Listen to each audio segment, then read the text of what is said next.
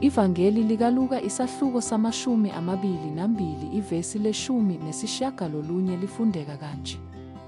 Wasethatha isinkwa, wabonga, wasihlephula, wabanika, esithi, "Lokhu kungumzimba wami onikelwa lina, lokhu kwenzeni ukungikhumbula." Wamukelekile kumnikelo. Evangelini likaLuka sithola uJesu ehlezi etafuleni nabafundi bakhe, ehlephula isinkwa futhi ethi, "Lokhu kungumzimba wami onikelwa nina, kwenzeni lokhu ukuba ningikhumbule." Lesi sikhathi siphawula inguquko ebalulekile emlandweni wensindiso. Isidlo sePhasika, esasikhumbula ukukhululwa kwama-Israyeli eGibhithe, manje sichazwa kabusha uJesu ukuze abonise ukukhululwa okukhulu asezokuletha ngomhlatshelo wakhe siqu. Isinkwa asihlephulayo sifanekisela umzimba wakhe ongenasono, ozohleshulwa maduze ngenxa yezono zezwe. Kwaphela amakhulu eminyaka ama-Israyeli enikela ngewundlu ngePhasika, isikhumbuzo sesivikelo nokukhululwa kukaNkulunkulu.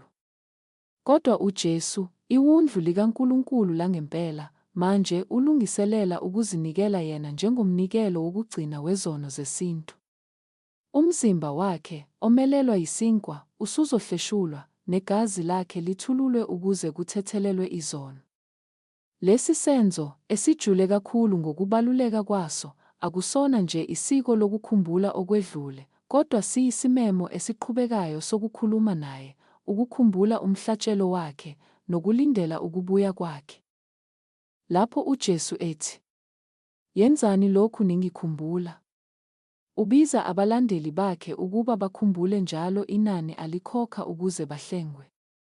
Ngesidlo seNkosi sakusihlwa, amaKristu ahlanganyela kulesi sikhumbuzo, eqinisekisa ukuthi umzimba ophukile kanye negazi likaJesu elachitheka kuyisisekelo sokholo nethemba lokuphila okuphakade.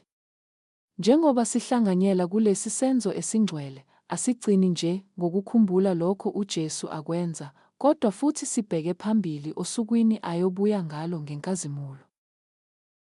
Asikhuleke. Nkosi Jesu, siyabonga ngomzimba wakho owaphulwa kanye negazi lakho elathululwa ukuze sisindiswe. Sisize ukuba sikhumbule umhlatshelo wakho njalo lapho sihlanganyela esidlweni futhi siphile ethembeni lokubuya kwakho. Kwangathi izinhliziyo zethu zingagcwala ukubonga futhi izimpilo zethu ziphawulwe ngothando lwakho. Egameni likaJesu, amen.